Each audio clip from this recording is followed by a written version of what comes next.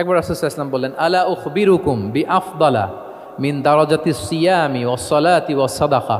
আমি কি তোমাদের জানাবো না যে নামাজ, রোজা, সাদাকার চেয়েও বেশি ফজিলতের একটা আমল আছে, সেটা কি আমি কি তোমাদের জানাবো না? সাহাবারা বললেন, ক্বালু বালা ইয়া রাসূলুল্লাহ, হে আল্লাহর রাসূল, অবশ্যই জানাবেন, অবশ্যই জানাবেন। কারণ নামাজের চেয়েও বেশি গুরুত্বপূর্ণ, সাদাকার চেয়েও বেশি গুরুত্বপূর্ণ, সিয়ামের চাইতেও বেশি গুরুত্বপূর্ণ আমল, সেটা কি? তখন রাসূল সাল্লাল্লাহু আলাইহি ওয়াসাল্লাম বললেন, সেটা হচ্ছে ইসলাহু যাতিল বাইন, বিবাদমান দুই গ্রুপকে মিলিয়ে দেয়া, বিবাদমান দুই ব্যক্তিকে মিলিয়ে দেয়া।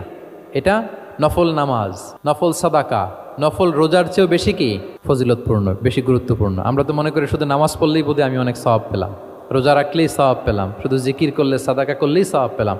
কিন্তু রাসূল সাল্লাল্লাহু আলাইহি ওয়াসাল্লাম বলেন যে দুইজনের মধ্যে একটু মনোমালিন্য তুমি মিলিয়ে দাও, এটা এর চেয়েও বেশি সওয়াবের। আল্লাহু আকবার। দুই গোষ্ঠীর মধ্যে দীর্ঘদিনের ঝগড়া মিলিয়ে দাও, এটা এর চেয়েও বেশি সওয়াবপূর্ণ। রাসূল সাল্লাল্লাহু আলাইহি ওয়াসাল্লাম মক্কা থেকে মদিনায় যেয়ে কি করেছেন? আউস এবং খাজরাজের দীর্ঘদিনের যুদ্ধ 1 ঘন্টার মধ্যে কি settle down. He was a very good mediator and arbitrator. চমৎকার মধ্যস্থতা করতে জানতেন তিনি। তাহলে এইভাবে উত্তর জানার জন্য শিক্ষার্থীদেরকে আগ্রহী করে তুলতেন। আচ্ছা, আরেকটা পদ্ধতি ছিল অবজারভেশন অ্যান্ড কারেকশন। রাসূল সাল্লাল্লাহু আলাইহি ওয়াসাল্লাম, আমি আলোচনার শুরুতেই বলেছি, হি was a very good observer. চমৎকার পর্যবেক্ষণ করতেন এবং সংশোধন দিতেন। কে কি করছেন এটা খেয়াল রাখতেন, মানে চোখ কান খোলা রাখতেন। বাংলা আমরা কি বলি? বাংলায় কি বলা হয় এটাকে? চোখ কান খোলা রাখা।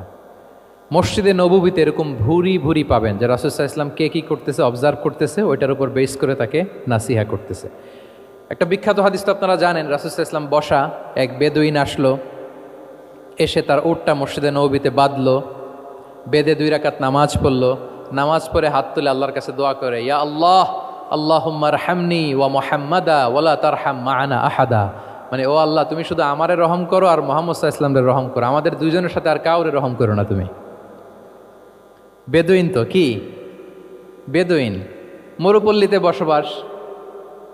আদাবুদ দোয়া, দ্য এটিকেটস অফ দোয়া, দোয়ার যে একটা আদব আছে, অন্যের জন্য দোয়া করলে যেটা নিজের লাভ, এগুলো তো জানে না। আল্লাহ তুমি আমারে মাফ করো, মুহাম্মদ সাল্লাল্লাহু আলাইহি ওয়াসাল্লামের মাফ করো, আমাদের ছাড়া আর কাউরে মাফ করো না, কাউরে রহম করো না। তো এটা রাসূল সাল্লাল্লাহু আলাইহি ওয়াসাল্লাম দূর থেকে বসে বসে অবজার্ভ করছেন আর বললেন, হায় রে, লোকটা একটা প্রশস্ত জিনিসকে সংকীর্ণ বানায় ফেললো। গোটা বিশ্বের সবাইকে যদি আল্লাহ ক্ষমা করে, রহম করে, আল্লাহর রহমের দরিয়ায় কোনো ঘাটতি হবে বলেন তো? হবে? একটা প্রশস্ত বিষয়কে সে সংকীর্ণ করে ফেলল। এরপর কতটা সে বেদুইন, কি প্রকৃতির ছিল দেখেন। দোয়া টোয়া শেষে মসজিদে নবীর মাঝখানে বসে পেশাব করা আরম্ভ করছে। বিখ্যাত হাদিস জানেন, সবাই মারতে গেল, রাসূল সাল্লাল্লাহু আলাইহি ওয়াসাল্লাম থামালেন, বললেন পানি ঢেলে দাও, আর তাকে ডেকে বললেন, দেখো তুমি যে এখানে এই কাজটা করলা, প্রস্রাব করলা, এটা আমাদের এই মদিনার কমিউনিটির ইবাদতগাহ। এখানে এই কমিউনিটির লোকেরা নামাজ পড়ে, আল্লাহর জিকির করে, আল্লাহর কিতাব তেলাওয়াত করে, এটা কি ঠিক হলো তোমার? সে তো লজ্জায় অনুতপ্ত হয়ে কাচুমাচু। তাহলে এই যে অবজারভেশন করতেন এবং কারেকশন করতেন।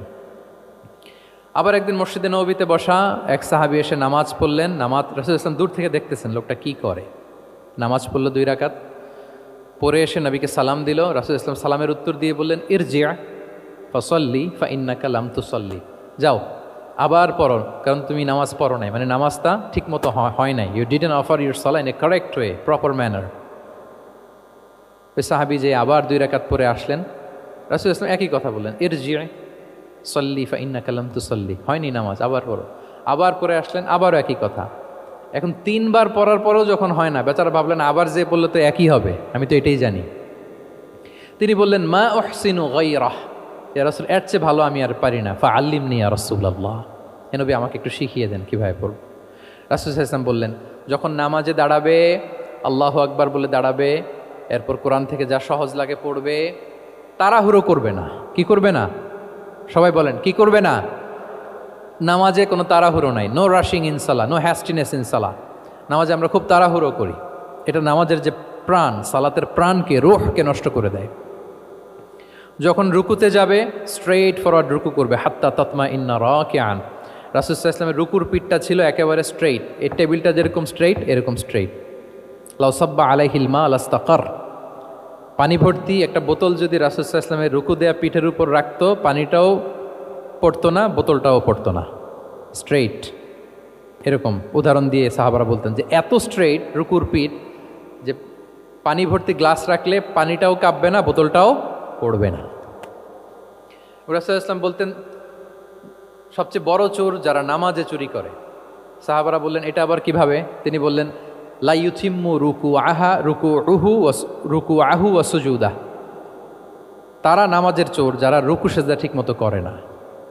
তো বললেন যে রুকু থেকে আবার স্ট্রেট হয়ে দাঁড়াবে, যখন সিজদায় যাবে ইতমিনানের সাথে, উইথ রিল্যাক্সেশন।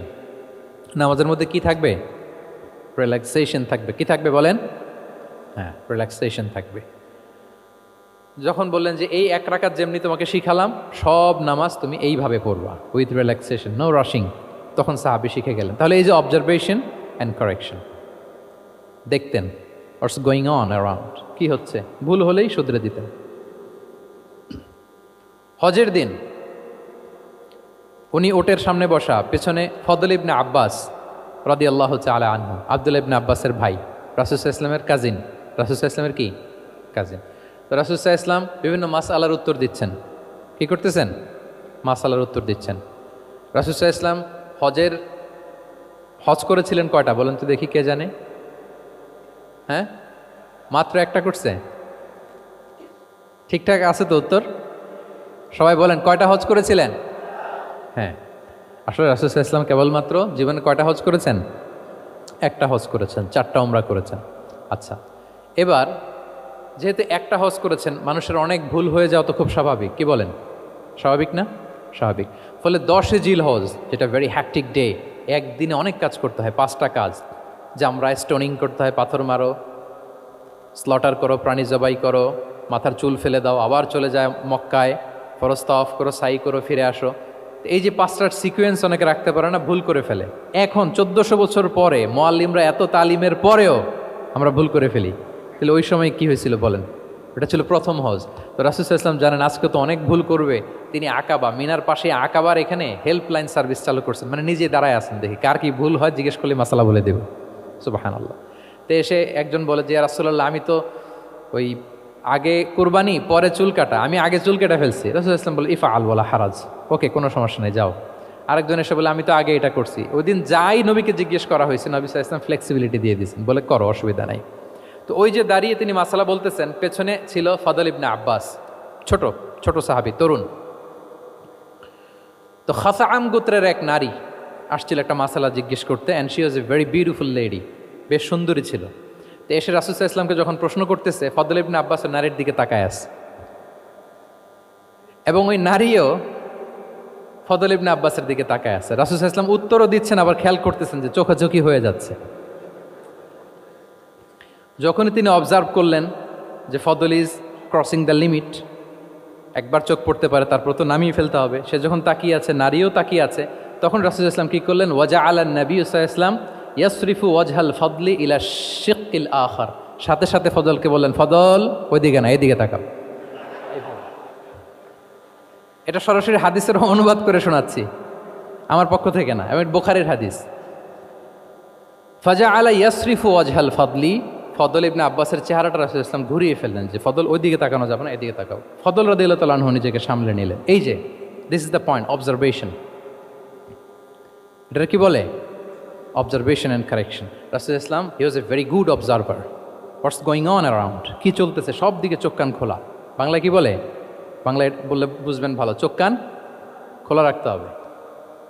তো রাসূল সাল্লাল্লাহু আলাইহি ওয়াসাল্লাম খেয়াল করলেন এবং ওনার চেহারা ঘুরিয়ে দিলেন। এভাবে তিনি কেউ ভুল করলে শুধরে দিতেন। এবং শুধরে দেওয়ার আরেকটা নিয়ম রাসূল সাল্লাল্লাহু আলাইহি ওয়াসাল্লাম, আল্লাহু আকবার, অনেক পয়েন্টস এখানে, যে কিভাবে তিনি অন্যের ভুল শুধরাতেন, কিভাবে ভুল শুধরাতেন।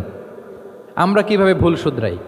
বাংলাদেশের যে টেন্ডেন্সি, কেউ ভুল করলে আর মাইক্রোফোন যদি পাই যে মাহফিলে, এইবার তো পাইছি ওই বেটারে, ও কাফের, ওর দাদা কাফের, ওর 14 গোষ্ঠী কাফের, ও মারা যাওয়ার পরে যেখানে কবর দিবে, ওই কবরের উপর যে ঘাস উঠবে, ওই ঘাস যে গরু খাবে, ওই গরুর দুধ যে খাবে, ও কাফের। মানে 14 গোষ্ঠীকে কাফের বানাই দিচ্ছে। আমি জাস্ট সিনারিওটা আপনাদের সাথে শেয়ার করি, যে নিয়ম হচ্ছে কি, লেটসে আমার একজন কো স্পিকার কোনো কিছু একটা ভুল করে ফেলছে, তার জানা নাও থাকতে পারে, আবার আমারও একটা জিনিস জানা নাও থাকতে পারে। কেউ ভুল করলে শুধরানোর নিয়ম হচ্ছে, সে যে ভুলটা করলো এটা যে ভুল এটা জানানো, যে অনেকে এরকম এরকম বলে, আসলে এটা ঠিক না, বরং ঠিক হচ্ছে এটা, এবং এর পক্ষে দলিল হচ্ছে এটা, জাস্ট এটা বলে দাও। এটা যদি বলে দেয় তাহলে কি হবে, যখন ওই যে ভুল করছে সে যখন শুনবে, তার নাম তো আর বলা হয় নাই, সে তো বুঝে যাবে এটা তো আমি ভুলটা করছি, ফলে আমি শুধরে গেলাম, ওই লোক শুধরে যাবে। আর বাকি যারা লিসেনার, শ্রোতা, তারা সবাই সতর্ক হয়ে যাবে। তাইলে যেটা উদ্দেশ্য ছিল কাউকে শুধরানো, ওটা হয়ে গেছে না? কারণ নাম নেওয়া প্রয়োজন হয়েছে?